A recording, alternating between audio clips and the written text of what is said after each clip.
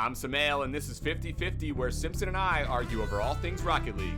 And if we mess up, we promise we won't go blah, blah, blah, blah, blah. I'm Sjmpson, and I just gotta say, speak for yourself. Blah, blah, blah, blah, blah.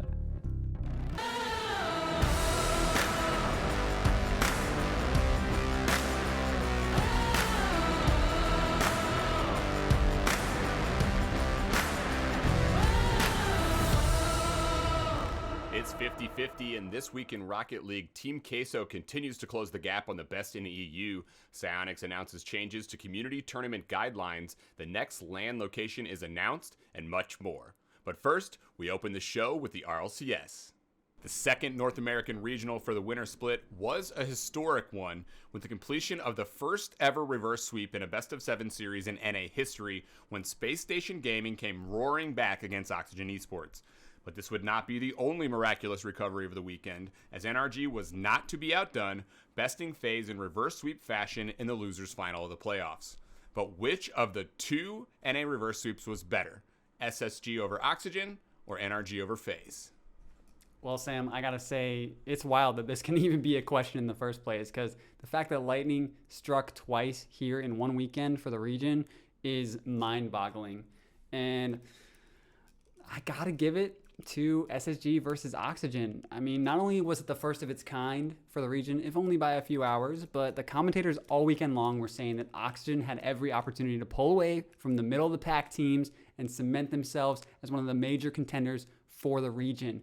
And this was the symbolic knocking at the door for them to come in and prove themselves to the big three of North America. And they had a strong start, not just to the series, but to the regional. Then all of a sudden SSG came in and used this as an opportunity to prove themselves that you can never count them out. You can never count them down, especially with this new Daniel character on the roster. And this just goes to show now, Oxygen, they still have a few trials and tribulations yet ahead of them if they want to prove that they are the international threat that the rest of these top North American teams are. Okay, but how are you going to take the series that was before the series I'm about to say, which is NRG over FaZe? I mean, I feel like it's NRG over FaZe. The stakes alone make this the better reverse sweep. We're further along in the playoffs. The winner goes on to the grand final, and so the implications there obviously huge. Not only that, but it was clutch. 3 of those wins for NRG were 1-goal games, and each of those score lines were 2-1. So, man, oh man, it was the thinnest of margins for them, and they hung on. So that was just a ridiculous circumstance unto itself. I mean, then I got to look at the opponent. I got to say, Oxygen, I mean, you talked about how they're trying to push in. FaZe, they are there. FaZe are a team that have already shown that they are capable of competing with the top of NA. So it's a tougher opponent for me as well that NRG took down. And honestly, FaZe was playing better than SSG that day too. They had already beaten Space Station Gaming to get to that point. So all signs point to NRG taking down FaZe. I think this is the best reverse sweep we've ever seen in NA history. Vitality struggled in the recent regional, going 0-3 in the group stage with just 2 total games won. In addition to the fall major, Vitality has already missed the playoffs 3 times in the 2021 RLCS season, including 2 out of the last 3. The competition in the EU is as tough as it has ever been, with a different winner in each of the 4 last regional competitions, none of which are Vitality. Is it time for Vitality to switch things up and look towards replacing someone in the transfer window? Yeah, unfortunately, I think the writing's on the wall for Vitality, and now's the time. They're going to have a transfer window up in front of them, and if they don't make a change here, they might struggle to get to the major. I look at this duo of KDOP and Fairy Peak, and it's a fabulous one. We talked just last episode about how amazing this duo has been, but I think this duo has ran its course now, and like the intro even said, the EU teams are getting that much better. Everybody is improving, and the players on Vitality, I'm not sure if that improvement is there enough to keep them together as a roster. And I look at Fairy Peak as being that player to replace the losses over this past regional. He was just a little bit slow. It does look like the game's kind of passing him up, and those mistakes are really highlighted when you talk about that level of skill at the top that we said. So unfortunately for Vitality, I do think now is the time for them to make that change, especially, like I said before, to make sure that they do book their ticket to the major. Well, I hate to say it, Sam, but I agree with you. It's time. Skepticism's been there for a while beyond just the past results. The writing is on the wall. There may be a clear mutual respect between the players and the skills that they possess, but the chemistry is gone on the pitch with the team. And it's tough pitching together players when you have someone like K-Dop who's constantly grinding, trying to keep up, and someone like Alpha who frankly struggles to play outside of scrims and the regional play time. There's no more teams of duos paired with a third at the top of RLCS anymore, and they're trying to force it in a meta where teams are collaborating at every single play, every single point in a series. And it's causing, you mentioned Fairy Peak, we're seeing double commits, him stepping on K-Dop's toes. There's just too much going on now for this team to keep living in the past, frankly. Yeah, and I mean, honestly, how are teams getting better nowadays? They're replacing players. That's how teams are getting better. And so you see this with every other team out there as well. If you want to keep up with things, you can't stick together for too long, especially if there's a player that might be struggling. So yeah, I agree. Now it's just the time. This past regional, Team Queso seems set out to create a live highlight reel, putting on a spectacle that nearly won them the regional. Two of the best plays of the weekend involved Vatira, both flip resets, both pivotal in helping Queso to change the tides of their series. The first against Dignitas was a passing play to get his team on the board and back in the series, and the second was an individual scoring effort to win the game in OT and push Game 7 against Misfits Gaming. But of the two plays featuring Vatira, which was better? I gotta say, Vatira's flip reset pass to Rise was an absolutely monstrous play and the better of the two. The quick read off of an awkward bounce from the side wall into the perfect first touch where he's able to bait scrub in with the flip reset, utilize it flawlessly, and then selflessly pass it to Rise, who came in, gets the perfect first touch, sends it high on the backboard, and is able to slot it in past a Joria's defender who is just notoriously amazing at making clutch saves on the line. It was beautiful, perfect Rocket League played by that Team Queso team, not even to mention that this brought it back from a 2-0 deficit, one of the most dangerous in the game. They now had 0 second time they could play to try and get it back if they needed to force an OT still, and they prevented that game from running away, kept it in tight. All right, both of these goals were good, so I don't blame you too much, because I tell you, the cheese was flowing for Queso this weekend. They were liquidating opponents like Fondue, and yes, I did write that in advance. How'd it sound? All right, but honestly, it was absurd, these two plays. Vatira was out of his mind, but you're out of your mind for choosing the first one. I can't believe you went that route. I got to say, it's got to be the flip reset goal. Okay, Simpson, it's OT, so it's OT already. So that's a goal already to win the game. It is Game 6 where Queso are about to get knocked out. If they don't win there, they're done. But no. They're going to Game 7 off of this goal. So the stakes alone make this goal just the obvious choice. But let's break it down a little bit more. Just an unbelievable individual effort. The defense was right there. The defense wasn't even there on your goal. I don't even know where the defense was. They coughed up the ball. Nobody was there to challenge until it was too late. I don't know what was going on. But on the OT goal, the defense was on the backboard. We had 2 players of Misfits on the backboard ready and waiting for that. It didn't matter at all. Vatira threaded that right through them. And then the change of direction was a thing of beauty. Full momentum going left. Ball changes direction going right. You just cannot stop that. All of that said, that's just got to be the play. I just can't believe you've done what you've done here. The past weekend of RLCS was overflowing with great individual performances and some of the best goals we've seen across the entirety of a regional. So many clippable moments from a region has proven to not have just some of the best players in the world, but possibly the most depth and parity across all of Rocket League. Mechanical ability is at an all-time high, and it shows, with rarely a game going by without a highlight reel moment. Of all the players who popped off this weekend, which player was the most impressive? It's Mr. EU. It's Monkey Moon. I mean, you could ask this question over and over. I feel like it's always going to be Monkey Moon at this point because he's a player of 2021. We were gonna talk about that. We realized there's no point even arguing over it. It's got to be Monkey Moon. So yeah, I mean, he's keeping it up here in 2022. Nearly 75% goal participation. So when there's a goal for BDS, the best team in the EU, by the way, maybe the best team in the world, when there's a goal, Monkey Moon is more than likely going to be involved. And there's some goals even where he's not on the board, but he's making big plays to get it done. Big demos to clear the net. You name it, Monkey Moon is there just doing work. He might be the most consistent player in all of Rocket League. That's how good he has been consistently for well over a year now. And it's because he just always seems like he's in the right spot. Never out of place on the field. Never getting overwhelmed by what the opponent's doing. Even against a team like Team Queso, who I can't even read what they're doing half the time. They're so wild, and yet Monkey Moon was composed the entire time against that offense. Just an unbelievable player who just puts performances day in, day out. And for me, he's as close to perfect right now. I'm not talking in the future when the skill ceiling gets even better, but right now, Monkey Moon is as close to a perfect player as we've seen. I got to give you respect for the Monkey Moon answer. The man is insane, consistent with it. But if we're talking standout performances that piqued my interest, I got to give some love to CRR.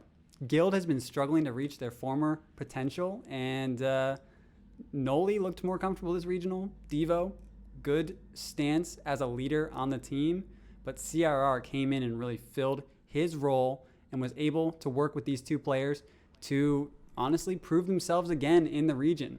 Their lower bracket run was phenomenal. They knocked out some powerhouse teams and veteran players, and they were only stopped by a top 4 team. I gotta say also, I was debating CRR and Ivan. I thought they both looked pretty similar, but I think that Evil Geniuses played better together as a unit, and CRR really came in and shined with a guild that's still trying to find their footing again, and that's why I gotta give this one to CRR. And I was very impressed at his ability to almost clutch out once again another best of 7 reverse sweep in that series against Misfits and making some key series changing moments throughout the run. Earlier this week, Psyonix released updates to their tournament guidelines for community organizations, which are used to determine whether a tournament can be held without special approval required from Psyonix. Amongst these changes were increases to the amounts and caps for prizing, how crowdfunding can be applied, and the age that a player can participate in community tournaments. In addition, the full list of restricted sponsors was made publicly available. But what changed to the guidelines for community tournaments is most noteworthy? Let me just preface by saying these are some amazing changes to the guidelines that are long overdue. I think it may be a symptom of the newfound freedom, but I gotta say the most notable change is that age limit. We just now saw Daniel enter RLCS after years of grinding. He used to be that squeaky 12-year-old in AJ's ones lobbies and was grinding out some massive opportunities to make his name known. And now we also got to focus on collegiate Rocket League, how much that's improving, how we're scouting players from the high school environment, and we're actively taking away opportunities from those freshmen and sophomores that are on the up. And 6-mans and ranked, those used to be valid ways to make your name known, but it's becoming more and more of a tight-knit community. Fewer and fewer people can really break out, and there's also a little bit of lost credibility with the feasibility that there is to proceed in those outlets through different methods, like the RLCS qualifiers.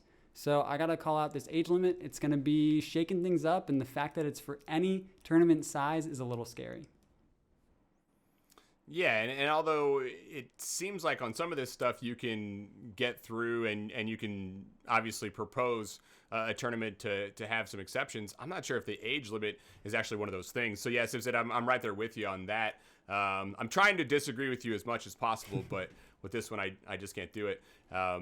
When you look, I mean, you gave the obvious example, I think, for everybody. When you look at what Daniel has done coming into the RLCS, I mean, Daniel cut his teeth on these community tournaments. I think of Astronauts specifically casting him, and I mean, he was tearing it up over there before he was even 15, and he was getting that opportunity to play high-level Rocket League. You mentioned 6-mans. It's not really enough. Not only is it not high-level enough, but the randomness of it, it's really not designed for that team atmosphere.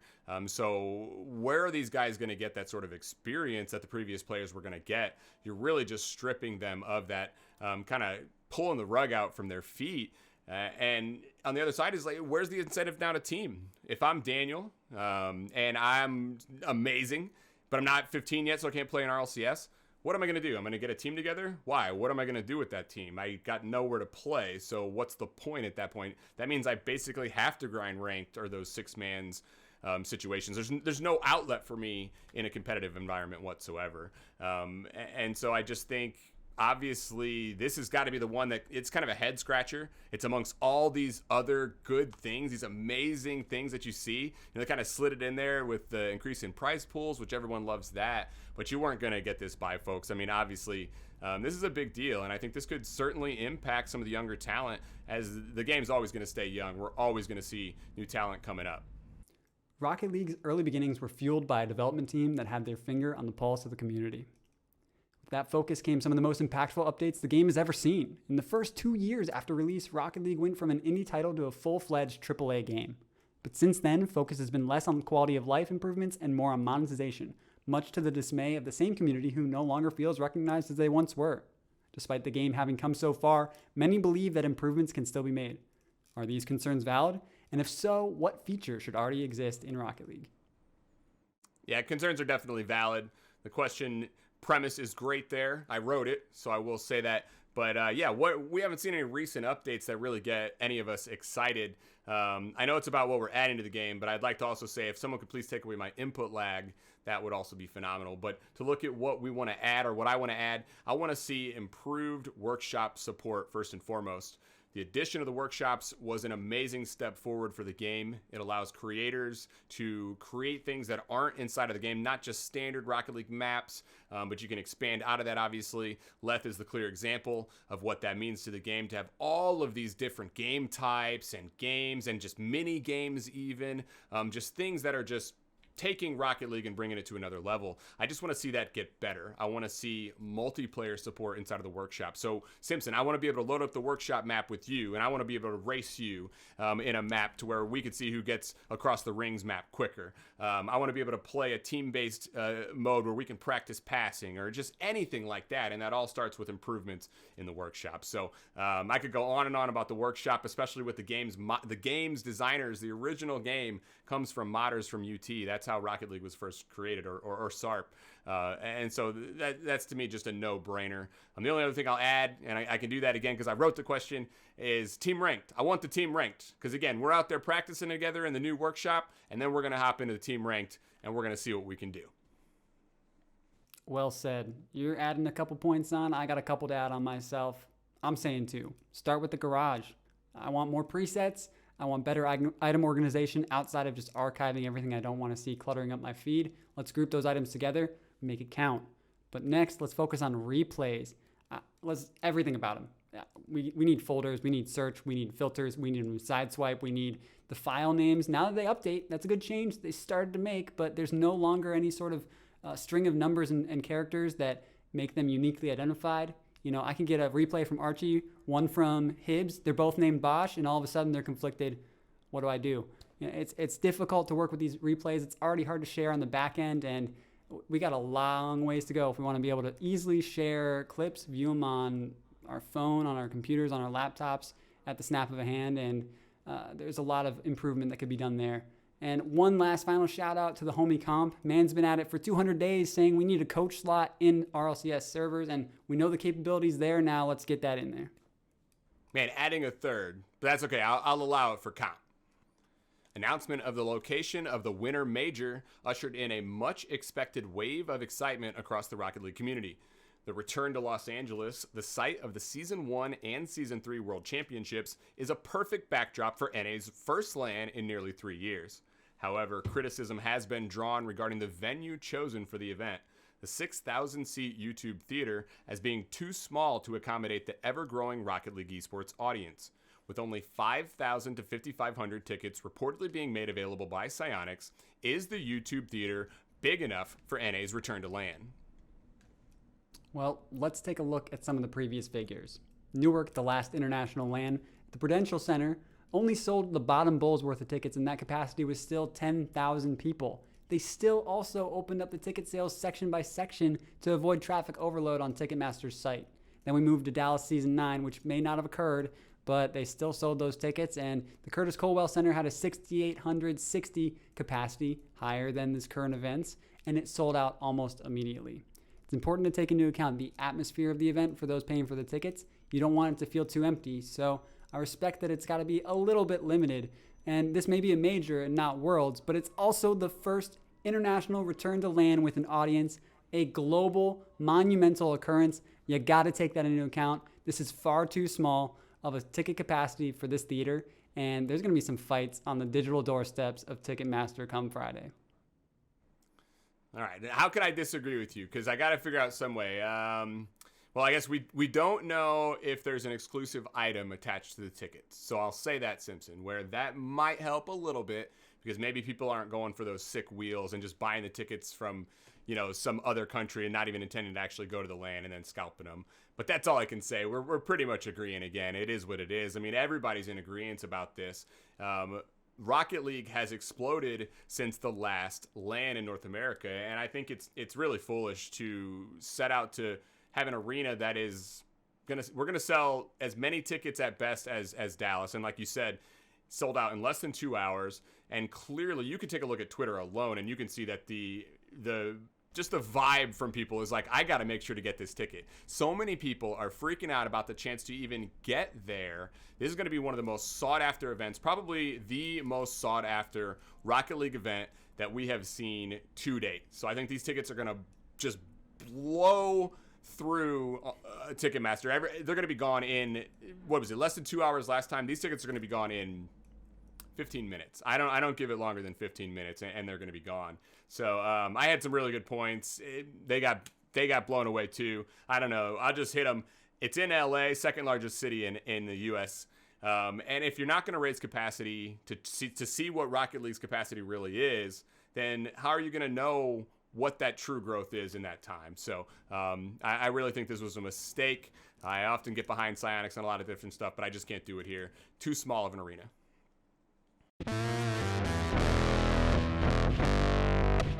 This is Quick Chat, where we take your tweets and respond to them in the only way a Rocket League player knows how, with a passive-aggressive Quick Chat. We kick it off from someone over at Psyonix themselves. It's Scheist, and he says, Rocket League is the best esport on the planet. If you know, you know. What a game. Can't say it any better than that. Murdy knows what's up. We're taking a look at the mind of a player, coach, and content creator. It's Pulse OSM saying, I'm sorry, but why does Psyonix care so much about NFL players and events? The game is literally car soccer, yet there are 0 events for that, nor any partnerships with the soccer players. In position, Rocket League as a worldwide esport is more popular than ever. The soccer partnerships, they'll come too. Moving along, we got a tweet from Adam Schefter. Wait. We got a tweet from Adam Schefter. Okay, sorry. Eagles running back Boston Scott is now the first two-sport NFL and Rocket League pro, joining Dignitas. Incoming. With this move and FaZe's partnership with the NFL, we got a lot of sports collaborations in the works. Let's get a word from Team Queso's coach, Nick on RL. Y'all think they forgot it was a best of 7, not a best of 5? Savage. But did Team Queso forget about the grand final? Now we go to the account of all accounts. It's RL Esports. They're keeping it simple. See you in LA. Take the shot. Get your mouse on that Ticketmaster link right now and grab that seat. Up in EU, we got Joyo paging in OCE. Can we please fist bump in LA, Mr. CJ? I remember watching you in person at Landon in Season 5 when I was 12. From that day on, it has been my mission to fist bump you. Nice moves. Because ever since Season 5, Joyo's been making moves to make sure he gets that fist bump.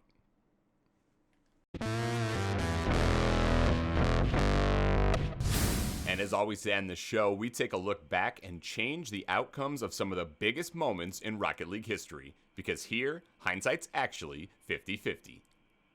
The RLCS Season 9 World Championship was scheduled to take place at the Curtis Culwell Center in June of 2020, but was canceled due to the pandemic. The LAN was slated to be the biggest yet in North America, maybe the biggest ever, with tickets selling out quicker than any event before. The lack of a world championship left lingering uncertainty as to which team was the best in the world, creating a chasm in LAN play that was only recently filled by the fall major. NRG has still yet to have a chance to defend their title, a chance they'll hopefully get later this year. But what would have happened if they did get that chance? what team would have won Season 9 Worlds if it had taken place? Right out the gates, my heart and gut say NRG. They were hot off that World Championship. That roster was stacked to be the perfect super team in that era.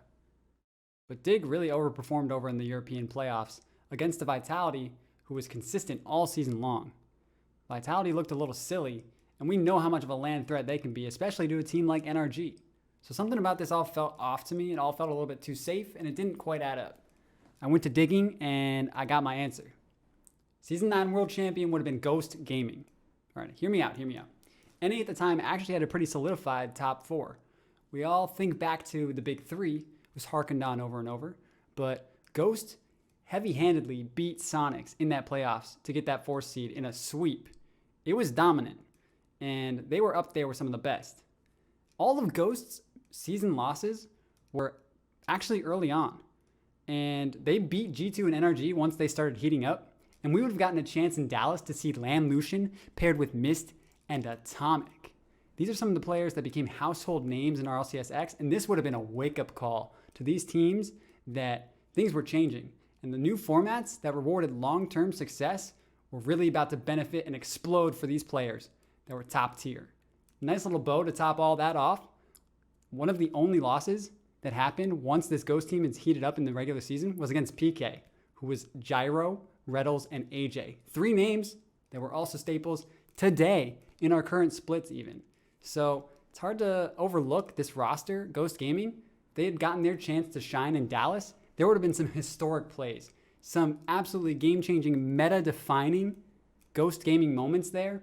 And I think it would be foolish to not humor this as a very real possibility for Ghost to take it all.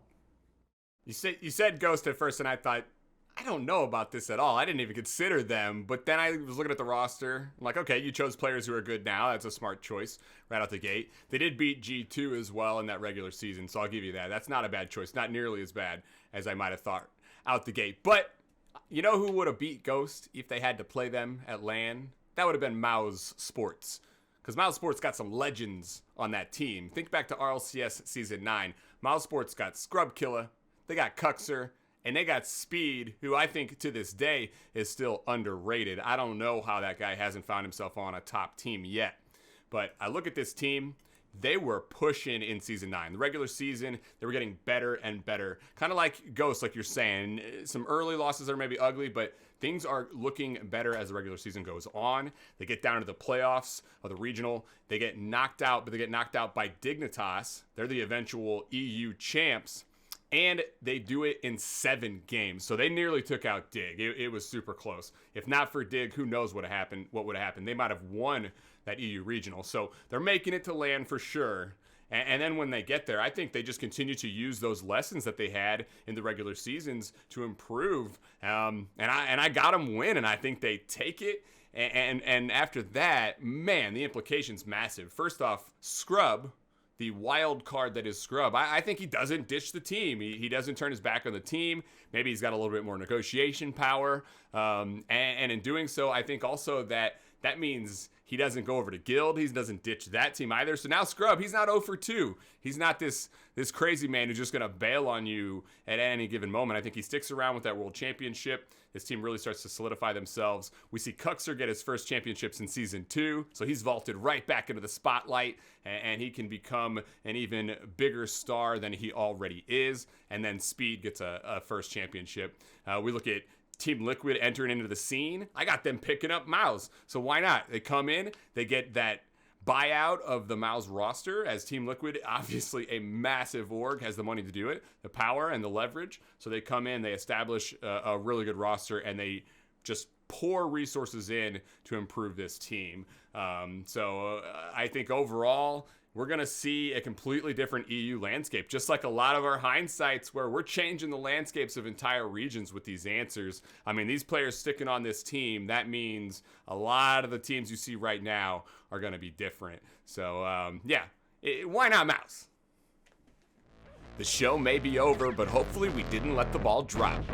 Until next time, this has been 50-50.